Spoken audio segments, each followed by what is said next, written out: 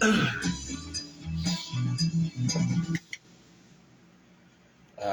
we go. 94.3, the Ox, little CCR for you, born on the bayou, don't you know, 8:28 now, and time for Coffee Talk, brought to you by the Comanche Chamber of Commerce and Agriculture. Check them out at #Explore Comanche, Texas, as we welcome a stranger back into the studio, Cynthia Newton with Hope Counseling. It's not all my fault. You don't call, you don't write, just like Virginia. No postcards, nothing. I don't even know what's going on out there. Well, you know, we had Christmas, and y'all were off on Monday. Right. Then we had New Year's, and y'all were off on Monday. Yeah, I don't know why y'all thought y'all had to take Monday off, but, you know, it's always a Monday you have to take off. You notice that? Works for me. It wasn't my planning. They just told me, hey, you don't have to come in Monday. I'm like, you had me at don't. Give Cynthia the shaft here, you know? No. So, Happy New Year. Yes, indeed. Happy New Year. So, today we're going to talk about parenting resolutions. Oh, boy. What an interesting concept, right? Everybody's made their New Year's resolutions. How many of us have already broken them? I don't make resolutions. Me either. Just for that reason.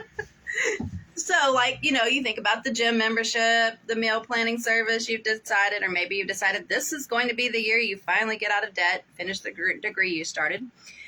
So while I'm cheering you on, I really am, for those New Year's resolutions, right. I want you to look back on 2023 as the year you finally followed through on your important intentions, okay?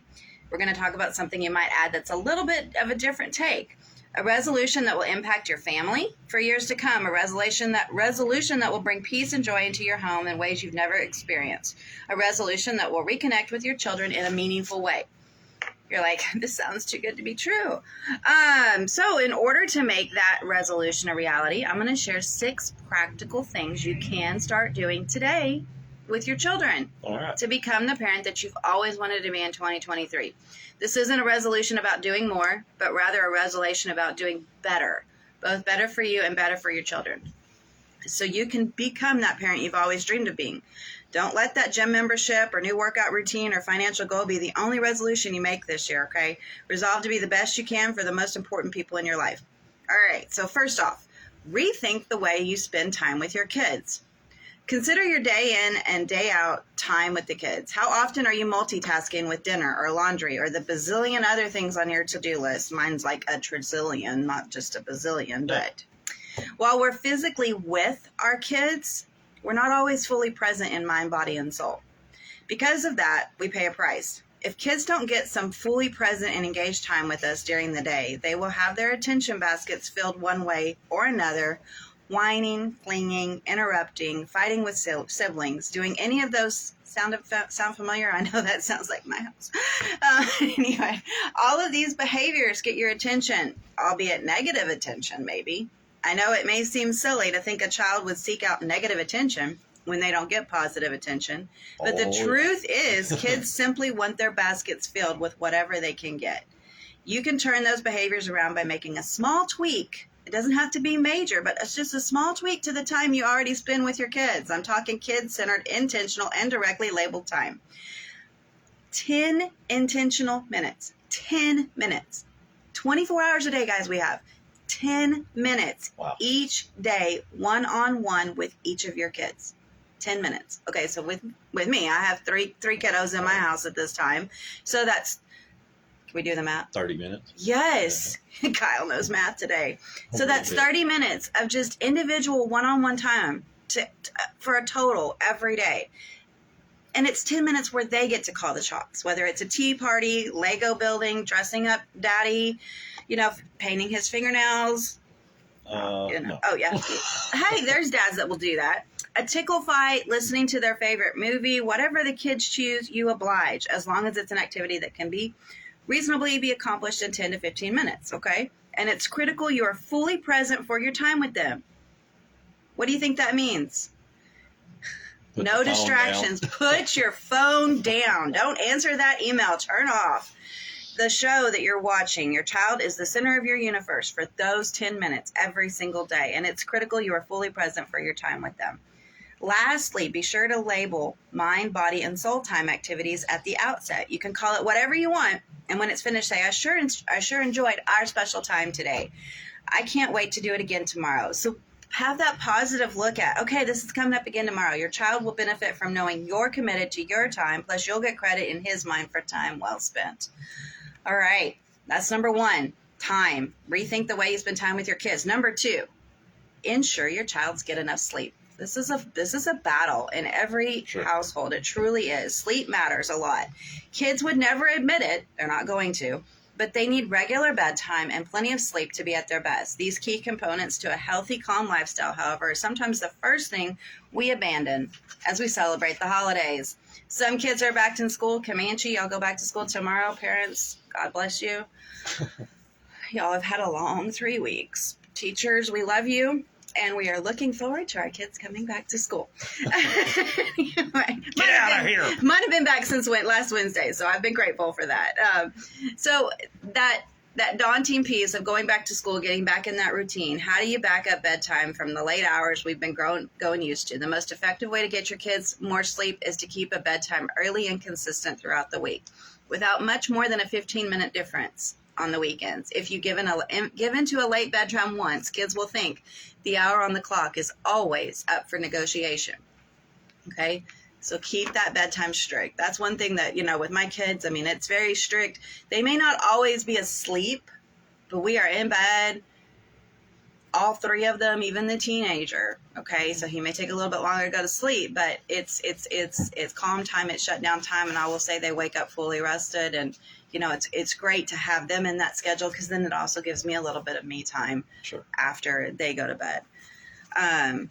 Retool routines. Once you've reset bedtimes, refresh your evening routine so the not so fun stuff, such as brushing your teeth, picking out an outfit for the next day, comes before the good stuff, like reading with mom or dad until lights out at 8:30.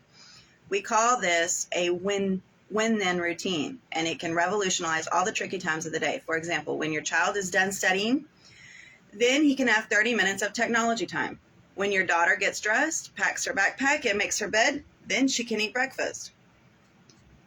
Be sure the very last item in the routine, enjoying media time, perhaps, or playing with friends, can only happen after the yucky stuff is done. So that's your positive reinforcement.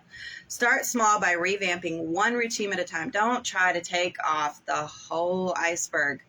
You're not going to. Right. That will just stress you out. It's going to stress the kids out, one thing at a time. So start small. Once you have a bedtime streamline, for instance, move on to mornings. Stick to the routine, and soon your kids will take control of their own schedule with less pushback from them and no nagging from you. All right. So that was number 3, retool your routines. Number 4, demonstrate the behavior you want to see. Do what I say, not what I do. Right. How many times have we caught ourselves saying that? So most parents don't know it or don't like to admit it, but we do a lot of things that contribute to our kids' poor behavior. Have you ever heard a parent say, do as I say, not as I do? Hey, that's not fair. You're not alone. Kids see the world in black and white, and if our actions are not consistent with our words, they will push back, and you'll have a whopping power struggle on your hands. Do you harp on your kids for leaving toys all over the floor while your kitchen desk is covered in a mound of unopened mail and papers? Do you yell at your kids to reprimand them for yelling at each other? That's interesting, yeah. Don't yell at each other as you're yelling at them across the room. Are you munching on chips on the couch when you tell your kids to take their snacks out of the living room? Yeah. Like it or not, kids pay more attention to what we do rather than what we say. When we command one thing and do another, we send the message that our rules are optional. By deleting these double standards, we'll get better behavior from our kids. So don't implement something that you're not willing to do yourself. Task every kid with a job or two. Sure. Chores, absolutely. Remember last year when your kids never wanted to help out around the house? Well, that doesn't mean that your kids need to be exempt from taking on responsibilities at home this year. In fact, kiddos of all ages, guys, my kids were starting to do chores before they could walk because they loved helping with the dishes. They might have thrown some on the floor instead of handing them to me, but, we just rewashed them. But they can, even if they simply empty the trash cans in the house and fold towels, what's more, when you divvy up the work, you'll feel less of a struggle with yourself and better able to enjoy your family time. Studies show that the earlier you enlist your child's help, the less pushback you'll receive. Absolutely. I honestly say the earlier you start, I mean, I have seen that in my own kids. I raised 3 stepchildren, and now I've got my 3 own, and I can definitely some different things that I've implemented differently as I've become a little more knowledgeable. Sure. That have worked more effectively. So yeah, the earlier you start, the less pushback you're going to receive. Then, and this part is critical, train each child thoroughly in any new skill. Don't tell them to go wash the dishes without standing there and helping them learn how to wash the dishes, because then you're going to get mad at them because they're not washed effectively, right? Yeah. Yeah. Well, they're not going to know unless you teach them. No. They might prefer to scrub the shower in their swimsuit. Okay, whatever. Swiffer floors instead of dusting baseboards. I mean, so you want to make sure you train them thoroughly as to how you see it needs to be done, so that they understand, and they understand why. Once they're able to handle the job on their own, make it official and required by adding it to a when-then routine, like we discussed. By remaining consistent in your expectations, your kids will see you're not going to let them wiggle out of their new responsibility, and will complete their jobs without pitching a fit as well. And finally, prioritize weekly family meetings. Okay, a family meeting shouldn't just be about the negative, but absolutely a priority. A new year often means a new schedule with regards to sports, who knows what, all sorts of things. I say sports because in this area we're heavy on sports. Yeah. But that could take a team of professionals to manage sometimes. So even those of us facing the same old routines would probably appreciate a little assistance to ensure everyone is where they need to be at the right time. That's where a family meeting comes in. Set aside a few minutes each week at a regular time, such as a Sunday evening, to meet as a family and get on the same page. Not only is this a time to tackle the logistics of scheduling, but this is a time to problem solve family issues as well. Whether the dog keeps getting into the trash or your children are having trouble keeping their shared space clean, you can discuss all of these issues and more in a calm and thoughtful way at a family meeting.